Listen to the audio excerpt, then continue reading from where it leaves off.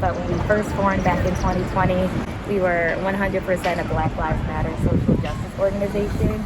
So yes, it is very unfortunate that we're back out here tonight for another major murder, which has not been the first over the past couple of years since we formed, since George Floyd. So it's very disheartening to know that we're now having to gather again under these circumstances. So Sonya Massey was a beautiful 36-year-old Black woman when she was murdered by former officer Sean Grayson in her home after calling 911 about a possible intruder.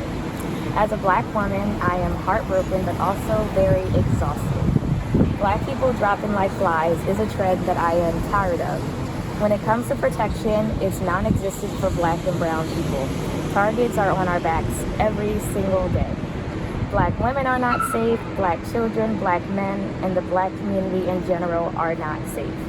Those who are supposed to protect, serve, and support our people have been failing us, and this ranges from police, prisons, hospitals, schools, and the list goes on and on.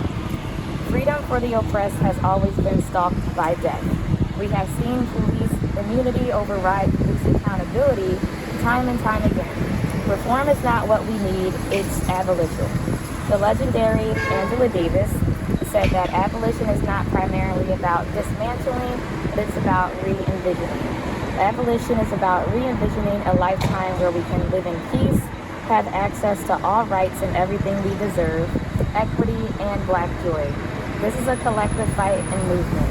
We have been fighting for so long, and yes, it is very exhausting, but people power is such a powerful tool, so we are in this fight together. So I do want to open the floor for anyone who wants to make any comments or remarks or just have any general thoughts, whether it's about Sonya's case or just in general about what's going on, because there is a heavy load on all of our backs with it being a major year with the presidential election, so a lot is at stake. So feel free if anyone is open or willing to just share any thoughts. Well, I just wanted to thank UDTJ for like always being out here and like fighting the needed fights. It is exhausting. I'm happy to be part of like many different organizations, you know, doing the fight. It's exhausting, and we shouldn't have to keep coming out here.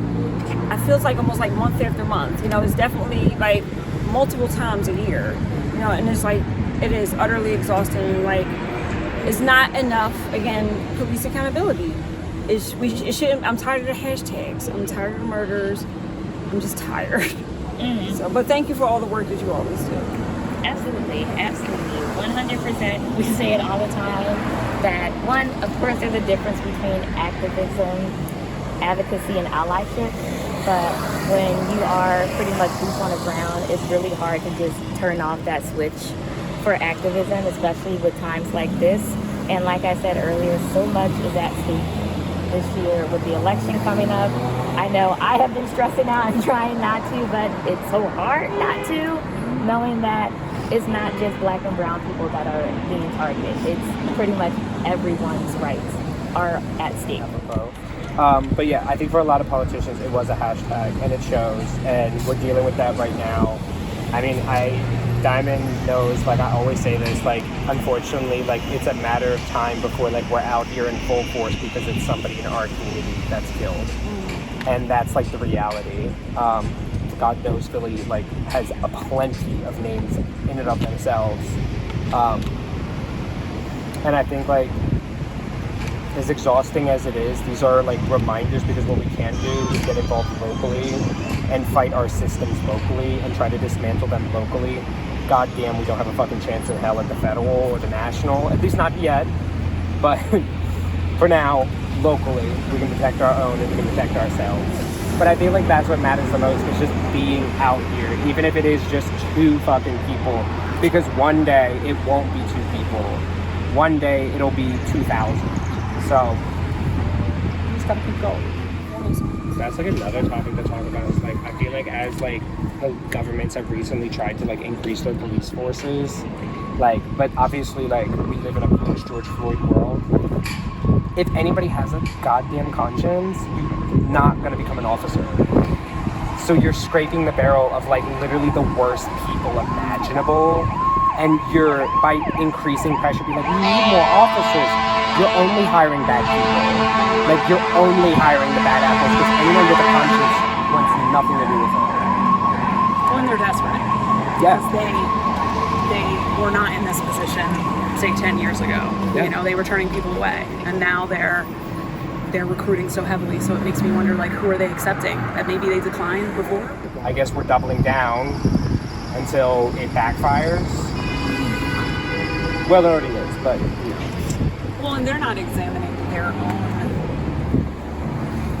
own situation. Like, I unfortunately had to listen to the Philly commissioner speak last week, and he said that 2 officers in Philly alone have died by suicide, I think in the last like 6 months.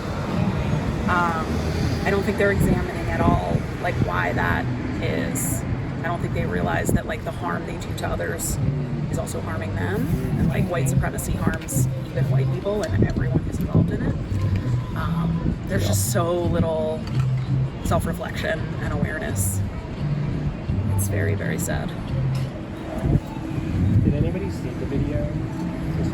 No, I can't watch it. I don't blame you. I told myself I just heard the audio. I think like the part like there's just it's just that you know how we always like have this conversation back and forth where the people are like, oh well, maybe it's better training, or oh maybe you need to like have you know, social workers or like other aspects involved, and like in my opinion, like you see that entire case unfold, no social worker would have stopped that. That was murderous intent. This is exactly like why, like if we're gonna talk about like bad people with guns, unfortunately the conversation has to also include our officers, because they are also the bad people with the guns. So we talk about gun control, we talk about reducing gun violence. Police have to always be included in that conversation. Yes. Because sometimes in some communities they're the leading cause of gun violence. Absolutely. And initially, I thought that, you know, Sonya had called for being like in crisis. But when I heard that she called for the intruder, it's like it makes sense. But to yeah, I mean, but she was in crisis. Right. Yeah, but then who else could she have called? in that Exactly. situation, So you would think call the police, unfortunately, but yeah. The craziest part is just doing, and like the whole. Thank God we haven't heard it in a bit, but just do as the officer tells you. Literally told her to go and turn the stove off. But no, it's just like the fact that like she was literally killed. That's exactly as told, and then is the justification for her murder. Like He already knew what he was going to do when he went into it. As if that was like a goal on his checklist for the day. I'm gonna murder someone before the end of my shift. He said that? I mean, No, just the premeditated. energy that he came in with, and then when he denied her any aid, and he's like, she got shot in the head, you can't pretty much do anything about that. When he told his partner that. So just listening to the audio, I was like, yeah, I don't even want to watch the footage whatsoever. You said he was aiming for that, right? Because I didn't watch He the said, video. he directly says, he says like, pardon the Yeah. language, he says, I'm gonna shoot you in your fucking face, and then And does. then he did just that. So premeditated. First degree. Don't worry, he'll get off. And didn't have the body camera on because it was intentional. He knew what he was doing. Well, he turned off his body camera. The only reason why we have the video is because his the partner partner did not turn off his body camera, which is like all the more reason why like we have a conversation about body cameras. Upper Darby Police, I think, is one of the few police departments that actually has body cameras. Fonta's did not. I don't remember. I don't think Sharon Hill had body cameras. First off, they only had 3 officers, but they don't have body cameras. And then even if you have body cameras, like in Upper Darby, we don't have any rules about like turning off your body camera mid-crime or during a scene should be a fucking felony. Like, you're destroying evidence.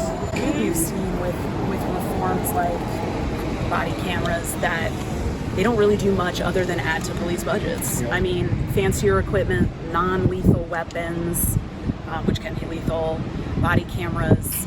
These are all, I feel like, solutions proposed by police because it increases their bottom line. It's more money to them, and it affirms the idea that they are the appropriate response. We just have to tweak, we just have to change the equipment, or change what we call, or change the procedures. It's like, it's not a procedural problem. Yeah. So I feel like that is those kinds of reforms are actually completely backwards. It's a way of like obscuring the truth of the situation and giving the police more money.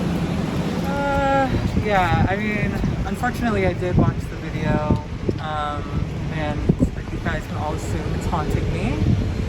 And as someone who also has mental health struggles, it's especially triggering to see someone in possibly their most vulnerable position, for that vulnerability to be met with just like absolute violence is heartbreaking and terrifying. We actually, as we were driving here, I think we were driving down Market. Yes. Yeah, the amount of cops that we just saw posted up in front of a barbershop. Posted up right by the subway stop. Like, it would just felt like cop after cop after cop after cop after cop. I'm like, this is literally terrorism. Like, y'all are terrorizing people. Black spaces. 100%. You're literally looking for a problem, creating problems that don't exist.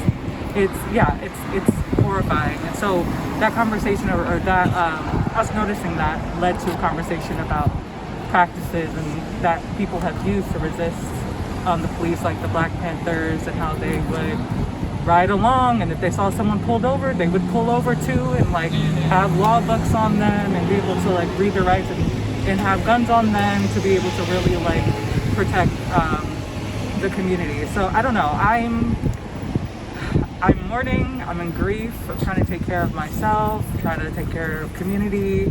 But yeah, it's a very we're tired, and at some point, like to everybody's point, reform is out of the question right now.